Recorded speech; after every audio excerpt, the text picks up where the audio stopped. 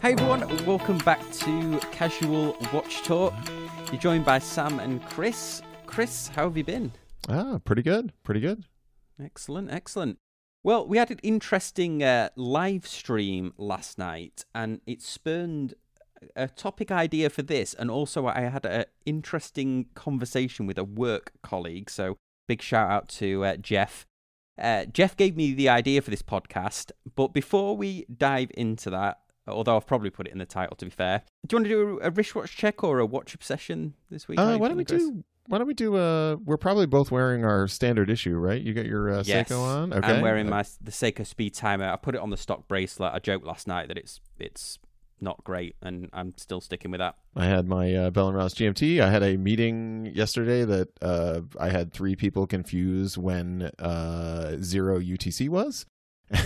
And so I was like Johnny on the spot to be like, that would be 5 o'clock.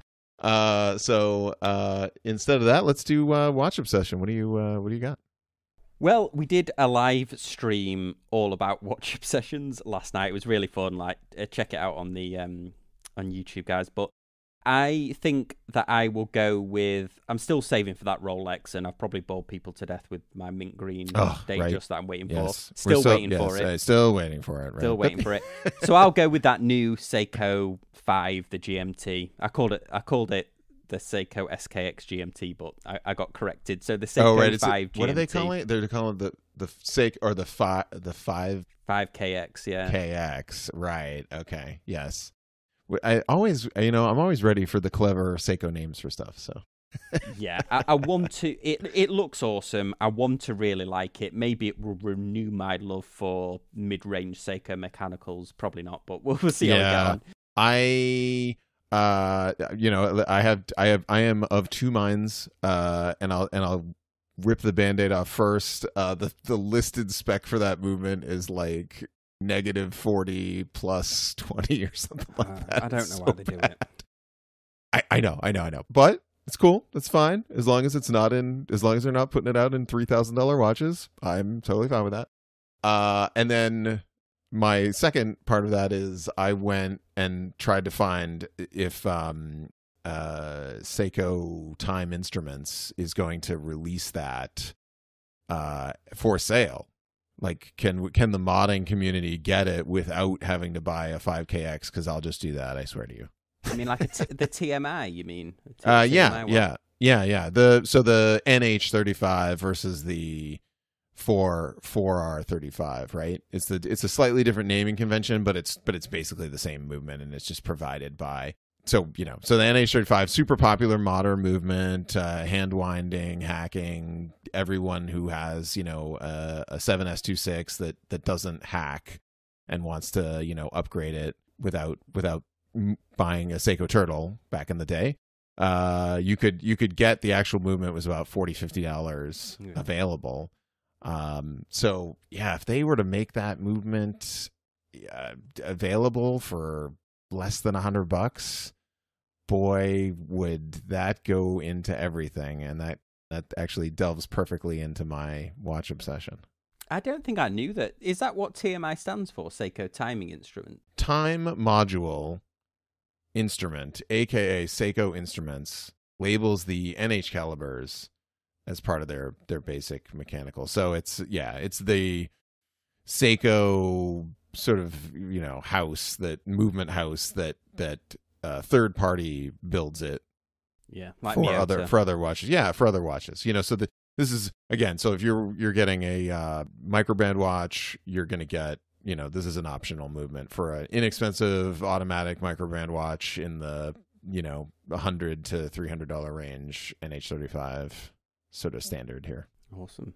So my watch obsession is I was looking at the possibility of getting one of these GMT movements, and I was like, I think a Seiko mod that reminds me of the Seiko Spacewalk. I don't know if you guys are familiar with that. I posted it up in the Discord group. It's a Seiko that's been to space. This is the spring drive one, isn't it? This is right.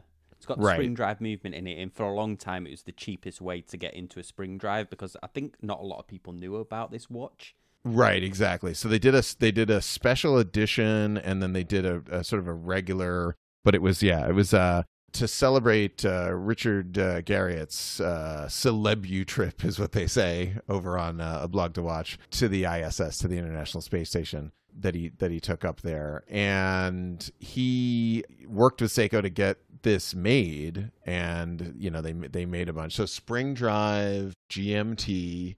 Totally unique case. Looks like it's from outer space. I'm totally on board. I would love to do, and I've done a space mod, a Seiko sort of space themed mod. So this is definitely up my alley. The reference for this is the SPS 005JC, but it's colloquially named the Seiko Spacewalk, and it's a cool looking watch that's been to space, and like you said, spring drive movement. It's got a chronograph, chronograph counter. Pretty cool. So I'd love to do like a forehand GMT's type, maybe find a dial that's real similar to this, and that blue GMT hand is kind of cool. Wouldn't this be harder because it's essentially a chronograph but in a bullhead configuration? Yeah, so I mean, it wouldn't be. I couldn't pull off the chronograph, so it'd have to be sort of a homage to that. But I think I could find a sort of a blank dial. I feel like I could find a dial that was similar. I know there's like a case that's kind of cool like this. So I don't know, it'd be a fun challenge. So I was just thinking about it. That was my watch obsession. I was just contemplating cracking out all the Seiko modder tools and getting to work on something. Well, should we dive into the subject for today and a bit of a story time? This one came to us as an inspiration. I was having a chat with a colleague who listens to the podcast, and he'd listened to that podcast I did with Sunil that time, where he talked about how he bought.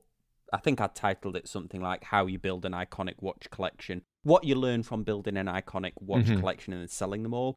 Fascinating. And it that podcast, more than any others, I think, has resonated with a lot of people that perhaps are really into watches, but also people that aren't into watches, to hear a very frank opinion on a lot of these major brands that Sunil had.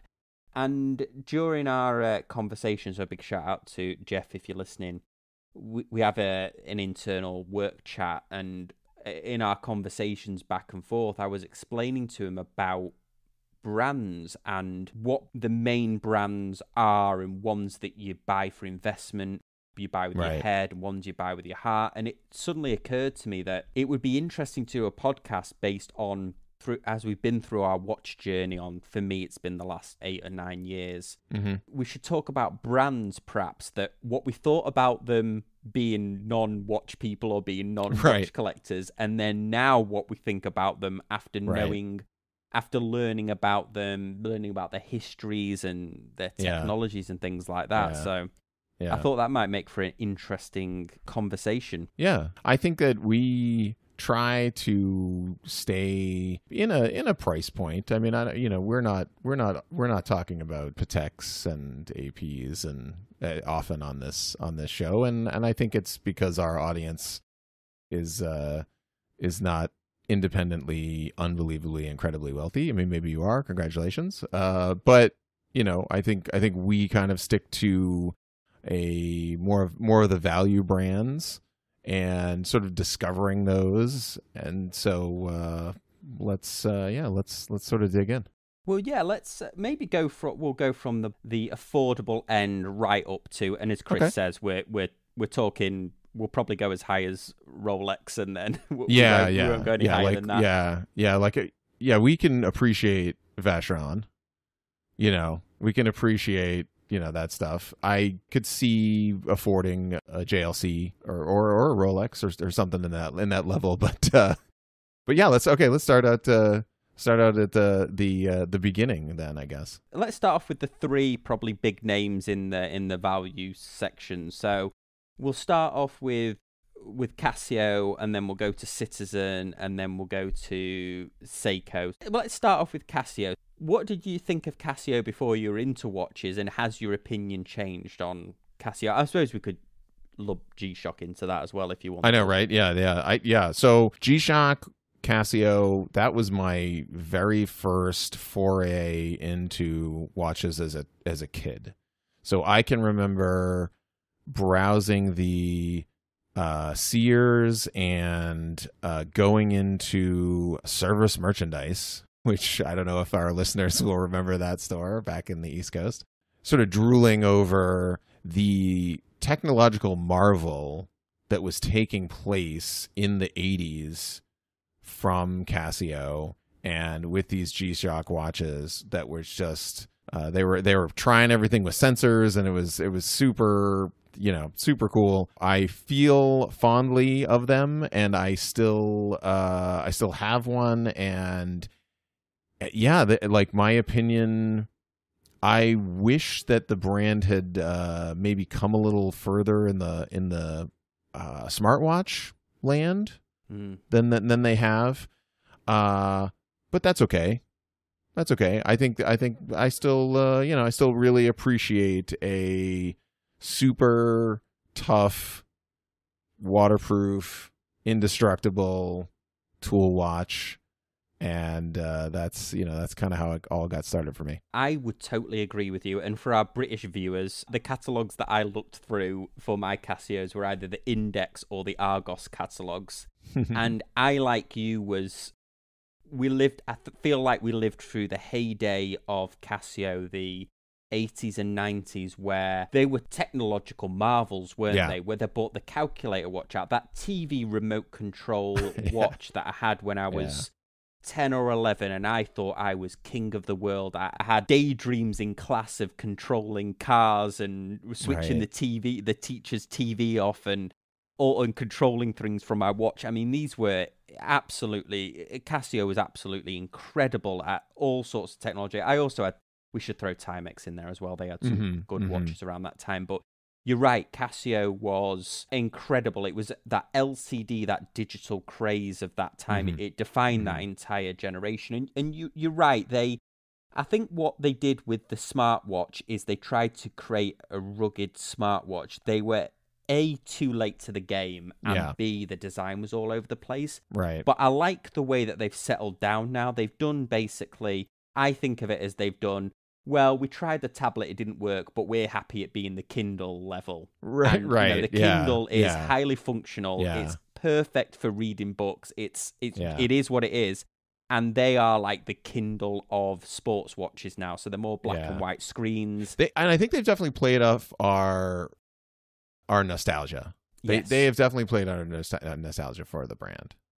Oh yeah, 100%. So just like these modern sneaker brands, they're coming out like, they know if they make a red G-Shock that's cool, and some people are gonna definitely rock that. You know what I mean? There's some nostalgia there. It's cool. Oh yeah, absolutely. And I think most collectors have at least one G-Shock in their collection. I've got a G-Shock, certainly got a G-Shock in my collection, and G-Shock, we could do a whole episode on I know, right?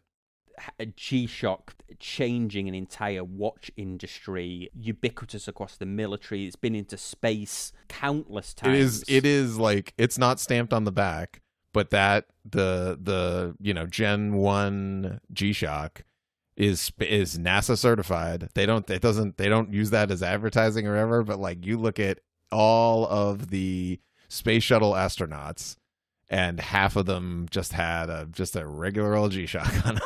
Well, that's the thing, and NASA have only ever authorized like a handful of watches. It's not like the blue tick on Twitter or Instagram, where you can buy it for the right price. But well, let's move on then to. Well, you had mentioned Citizen and Seiko. Citizen and Seiko, yeah. So I can't quite get my head around, or I don't have any strong memories of Citizen. But Seiko, it was a brand that I knew about, and it was similar in that sort of Casio in the mall, accessible, when I was growing up. And here's another podcast that we could do an entire show on, which is like the ups and downs of, you know, being a Seiko fan and getting my first. My first Seiko was after I did a bunch of research. Everybody was, you know, obviously hot for the SKX, but then I was like, you know, I don't necessarily like that I can't hack it, and I have a 7-inch wrist, so I could probably wear a bigger watch. So I settled on the Turtle, and then you still have it. You still have one. Yep. It you know, and then I got in. I was modding them, and then, you know, we got you know, basically I would say it was like my gateway to this amazing fun hobby. So I can't say enough about, you know, so Seiko definitely, like, it's totally, you know, there's one in the collection. There will probably always be one in the collection, and it goes all the way back. Yeah, I agree. So Citizen, honestly, Citizen and Seiko, I wouldn't have really given a second look to before I was watch collecting. Believe it or not, the watch I had before I bought my Omega Speedmaster was I wore a CWC military, British military watch for a while before that, and then before that I wore a Diesel jeans fame. I wore a fashion watch for a long time, and I would never have given Seiko or Citizen a second look. And to be honest, when I first started getting interested in YouTube and I was watching TGVs, I was surprised that he was talking about Seiko. I'm like, oh, why would you talk about... You have this idea that when you're tuning into watch YouTube content, it's all going to be like the high-end stuff. Right. And then you tune into TGV talking about Seiko, and then I suddenly started looking into them, and I would say 100% my I know I give Seiko some stick, but I've completely changed in the positive direction towards Seiko. And I'd say even more to Citizen, because I associated Citizen with sort of those three-hand address watches that you would... Yeah. They used to do like a gold one that you'd see a lot of people wear. So I never gave it a second look. And I think probably I've got two Seikos now. Huge fan of Citizen. I love what they're doing with their high-precision quartz. I mentioned it on the show. So I would say that those brands that I considered, I guess, value brands, or the everyman's brand, that why would you want to collect a watch that you can buy in a department store or something like that, to really appreciating the technology and the design that goes into them, and really a sea change for me, one Citizen and Seiko. Let's move a little bit more up the chain, because we're not going to cover all brands here, because honestly there's a lot of brands I didn't know about at all before I started. Yeah. But let's go next into brands that we definitely knew about before we were going into watch collecting. So this next tier, I'm going to go with Tag. I'm going to go with Oris. Yeah, for me, I'd also mention, for me, it'd be Longines. Okay, Longines, yeah, absolutely. Yeah. I wasn't, Longines didn't factor for me, but what would you say about Oris? Well, I'll start with Oris, actually, and then I'll go to you. I knew Oris from a gentleman called Martin. Shout out to Martin if he's listening. I don't think he will be, but he was my first boss. I worked for an Apple reseller, and I was tech support, and then I moved into their retail store, and then I was in sales. And he was great, just such a good sales manager. He bought an Oris, and I knew nothing about them till he bought it, and I associated Oris with the watch that he had, and he was like, I think it was quite a newish. Well, it wasn't new. It was new to me, the brand, and I considered them a sort of a mid-range luxury tool watch. But although I've never added an Oris to the collection, I certainly appreciate them pioneering work with Sellita, some of the designs that they've done. But I'm yet to add one to my collection. But did you know Oris before you started? They were doing some motorsports advertising. I think it was either a rally car or F1 back in the day. And so I recognized that they were a watch brand. And for me, Oris sort of changed. I wanted to really like them, but their integrated bracelet stuff is real hard. And I think they know that. But they've got some other stuff. And to your point, I wouldn't. Something might come along in that. I don't have any. I don't feel sort of strongly one way or the other with them. Other than I would have, some of their stuff with the integrated bracelet is hard to do. Their brand, they've done some motorsports advertising, and then come to find out they are. The more I learned about them, I mean, they almost rebooted themselves in the last couple of years as like a big micro brand. They were showing up at some of these like smaller shows. Yeah. And sort of reintroducing the brand to enthusiasts. And that's great. But I've been in that Airstream. They go to local watch stores and stuff like that. They're definitely putting a lot. Would you say that was grassroots, wouldn't you? They'd sort of say it was grassroots. Yeah. And then for Longines, another Macy's brand that I was aware of, and I mentioned this on the show. I was unaware that mechanical automatic watches existed until a few years ago. So their catalog has been they've got a bunch of things that have really sort of opened up. That's super interesting to me, and I'm sort of surprised that I don't have one. Like their chronograph, their Big Eye chronograph. They got some stuff that's right in my wheelhouse, some stuff that's right up my alley. Yeah, they're doing some great work. I won't mention Longines because honestly, I didn't know who they were. Yeah. Before I started watching collecting.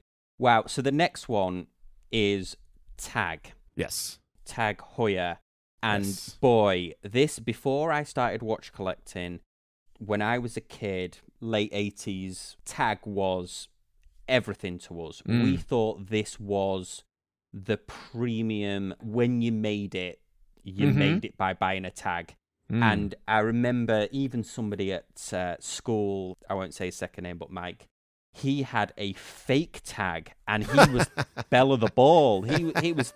This was funny. And I actually bought it. It stopped working, and I bought it off. I bought this unworking Tag, and I still thought it was cool, even though it wasn't working. I mean, this was the premium. You could even imagine yourself owning one, because I think there was one that was like £750 at the time, which was that plastic, brightly coloured one. But when I was a kid and I imagined I'd made it, I imagined that I would own a Tag. And then I think this is the one where I changed my opinion the most on, because as I got more into watch collecting and realised that Tag was very much a mid-range luxury piece, and then as I got more into the Heuer brand and learning about all of the work that they did and these partnerships they did with Breitling, and then realising that Tag was the car parts, the technologies, the avant-garde or something. They started using Steve McQueen's image a lot, and that didn't sit well with me. It seemed like it was stolen history, even though they obviously owned all of Heuer. Borrowed history. History. Yeah. And I didn't really... I've got a good friend, James, in Australia, who collects Tags, and he loves them. But for me, they...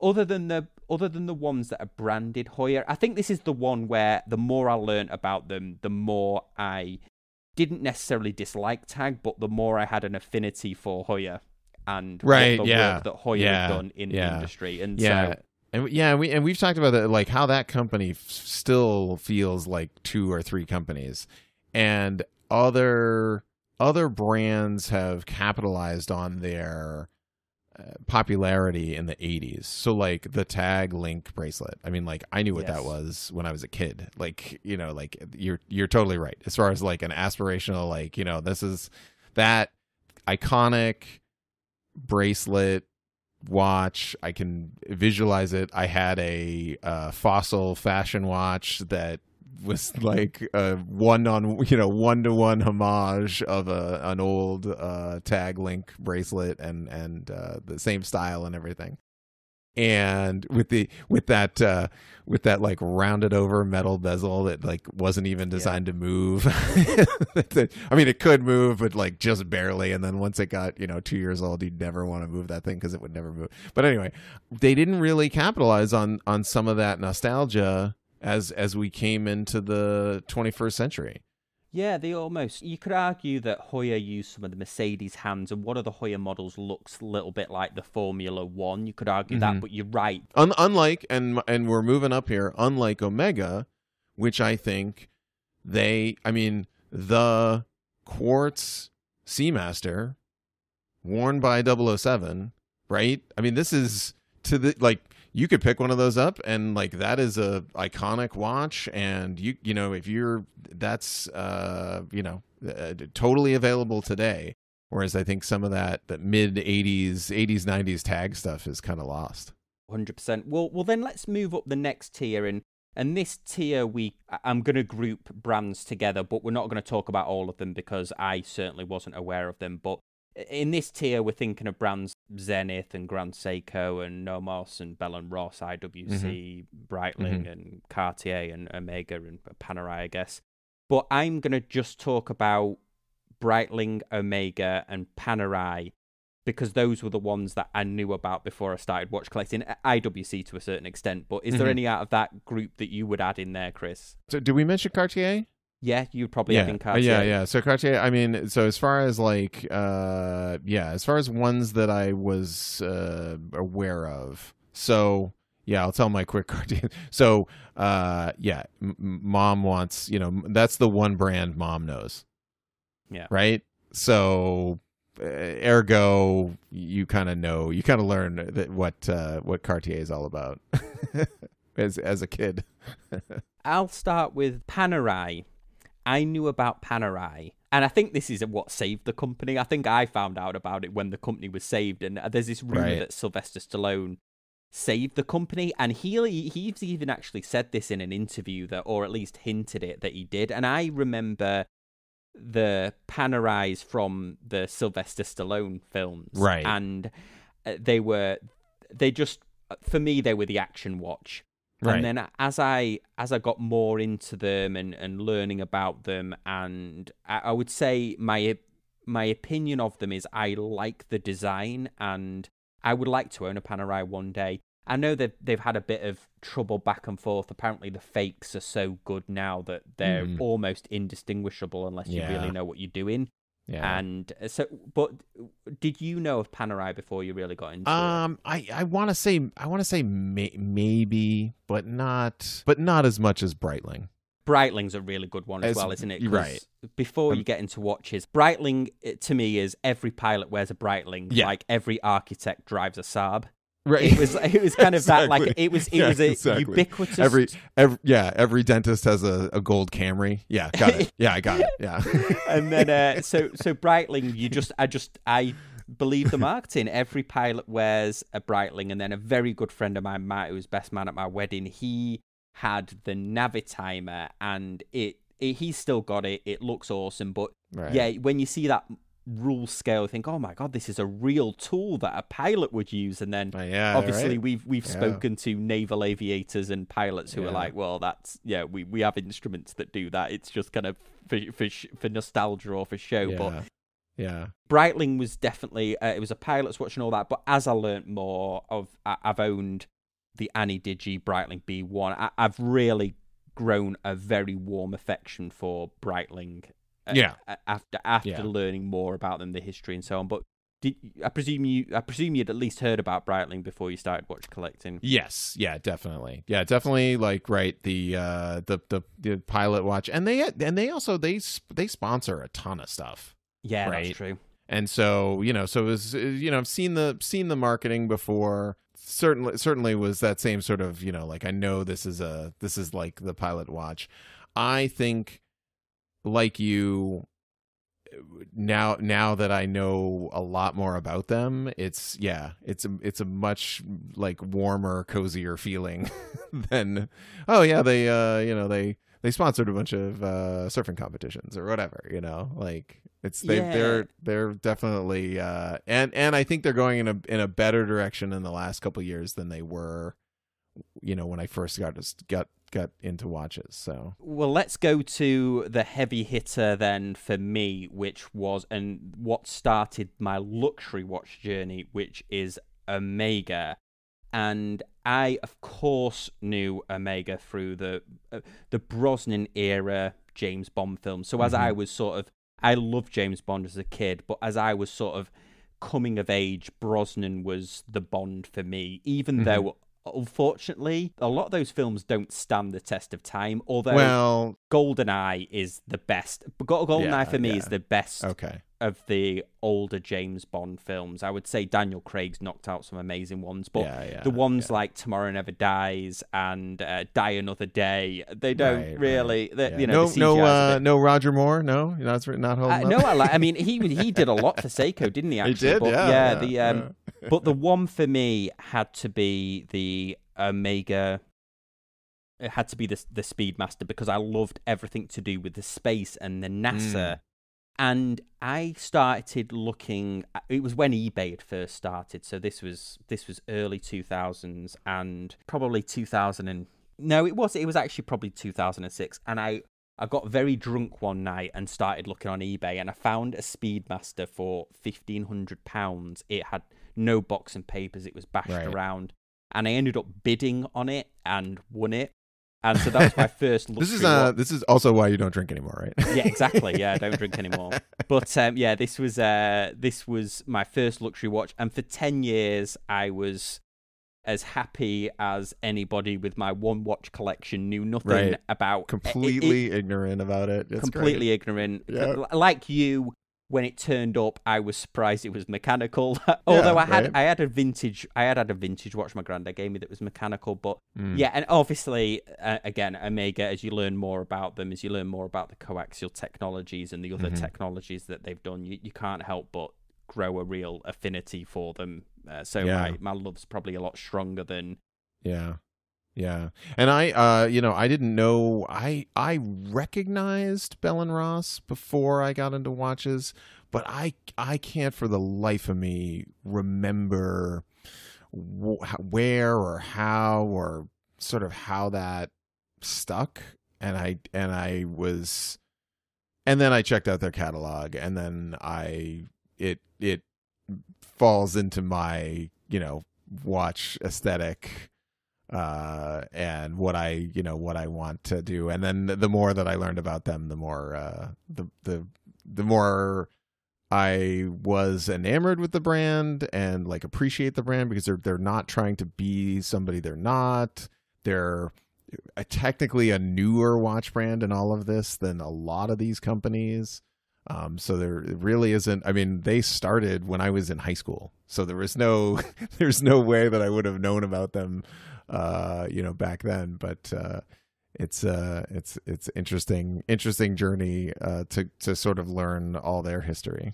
Oh, and the square watch, you definitely so iconic a look, isn't it? That it's unmistakable that it's Bell and Ross. I think probably I knew about them before I was properly into watches. Let's go next up the list, and for this there's a ton in this category, but there's only two that I'm going to talk about because there's only two that I really knew. But we're talking about Blaupin, Jaeger-LeCoultre, and Ulysse Nardin, and Chopard, and Glashut, and Frank Muller. But the only ones I know about in this higher tier is Hublot and Rolex. I only knew about Hublot because at that time, early 2000s, they sponsored Manchester United. So all of the players were given Hublot watches. And they did have this provenance, although I never liked the look of any of them. They certainly had this prestige about them. I remember them having an air of prestige about them. And I think probably maybe Richard Mills captured that footballers kind of eye now, but I'm still indifferent about them, so I can't say that my opinions changed. A lot of people, there's definitely has its collectors, and a lot of people really dislike the brand. I think for me, what the most interesting take on Hublot that I've heard is from Adrian at Bark and Jack, where he reviewed a Hublot, and he said a really interesting thing which I'd never thought about before. And maybe you could apply it to other brands, but he said that a lot of watches have functions and features, but a feature of Hublot is that it's expensive. It's one of the specs that it is expensive, and people buy it because it is expensive, and it's is a display of wealth. But Yeah. did you know about Hublot before? I really I can't say that I can't say that I did. I not particularly. And then Rolex is an easy one for sure. Probably I'll tackle Rolex first. I doubt there's many people on this planet that certainly live in a consumer society that haven't heard about Rolex. Rolex is worldwide. The crown is very well known, and you when you're younger, you know it for two things. You know it for just the incredible amount of fakes that there is. Yeah, right. Yeah, and you also know it as being a brand that is unobtainable, that it's only for, you think of it as being only for rich people, and then you also think about Rolex as being the top of the, you think of it as being top of the hill. This is what a luxury watch is, and it doesn't get better than this. And I think a lot of people think that, and as you get more into watching, you're like, wow, they're actually a really high quality tool watch. They are not horology, they are not pioneering in movement technologies. They are experts at creating, for many years, almost the ultimate tool watch in terms of the movements and everything. And then I think one of the other things that changed for me is when I started off watch collecting, I was like, I'll never be a collector that can afford a Rolex, and therefore I don't like it because it's expensive. And then as you get more into watches and learn more about Rolex, I've changed my opinion to now where I really would like to own one based on what I know about the movement technology, what I know about the history, and what I know about them keeping their value, which is something that, yes, they're expensive, but that isn't money that's ever, you're never going to lose money on it. And also you realize that even though the designs are simple of the watch, they're so well executed, hence the reason probably why multiple brands copy them. Yeah, it is. So because for me, definitely intrinsically tied, their brand building is absolutely amazing to this day. Just amazing. I mean, just amazing. And so I knew them from motorsports. I knew them from, various, championships and things where, the winner gets a Rolex. That was totally a thing. I think they are intrinsically tied to that financial district show of success, and they have catapulted themselves off of that. So you retire and get a gold Rolex, right? That's how I think of them. That's how I used to think of them, as in the beginning. It reminds me of a saying: no one was ever fired for buying IBM. And I think this is that you're not going to go wrong getting a Rolex, right? It's not going to lose money. It's not going to be a bad watch. It's going to be a great watch. It's one of those levels of, you are definitely paying more for the crown. You're paying more for Big Blue. And the same with all great brands. Like, you buy Michelin tires. Okay, Michelin tires are automatically $70 more than every other tire, but you're paying for the brand. You're getting but you're going to get an amazing product and an excellent restaurant recommendation. That's right. There are other brands and products that could certainly give you the same amount of watch for less money, but you don't get. And early, when I was first starting out in this, I was sort of mad about this, like I'd almost like I'd hold this against Rolex. I'd be like, oh, well, you're just the brand that, people buy because everybody knows what you are, and you're gonna, and it's gonna stay in value, and like, maybe that's not for me, like commercialism, like I'm gonna reject your commercialism and do my own thing. But now, being in it for this long, I have a different take, which is your purchase price includes the prestigious brand, the money that goes along with it, the fact that you can list it and it will not lose value, and that everyone everywhere will know what it is. You make a really interesting point there, don't you? You almost become quite anti the brand, but as you learn more about Rolex, and the other thing as well is a lot of people know Rolex because there was several generations that wore Rolexes. They wore them sometimes for actual jobs, the Comex divers and the Milgauss for people that worked around at magnetism. And when you made it, somebody who'd made it had a Rolex. So somebody who was like a company director would have a Rolex. But at that time, they were expensive, but they were considerably more affordable and obtainable than they are now. And I always wonder about whether it won't affect Rolex, but I always wonder, that's a shame that there was a generation that saw their fathers and grandfathers owning Rolex as like an achievement and a precious milestone. And now that is something that is only reserved for people that have a significant amount of money. But I suppose a lot of things are going that way, aren't they? Like major sporting events and things like that. Yeah, the moving product, but away from your core audience is a kind of a good point. Is like, are we? I believe that there's a bunch of folks that they're just that's an asset. That's a diversified asset for them, and that it doesn't really matter. and so once you treat it as that, then the 30-year-olds that are out there getting a promotion are not necessarily going to think about that. They're going to go back and think about watches from their childhood or aspirational things from their childhood, and they may not be that. This was just the start of a conversation. I think it's quite an interesting conversation, but we just wanted to share how our tastes or our opinions on things had changed as we got more into watches, just spurned from this conversation out at work. Let us know on the Facebook group if there's any that we missed that you changed your mind on, or join us on the Discord. All the links are in the show notes here. As always, we appreciate listening, and we'll see you next time on Casual Watch Talk. Thanks, guys. Bye.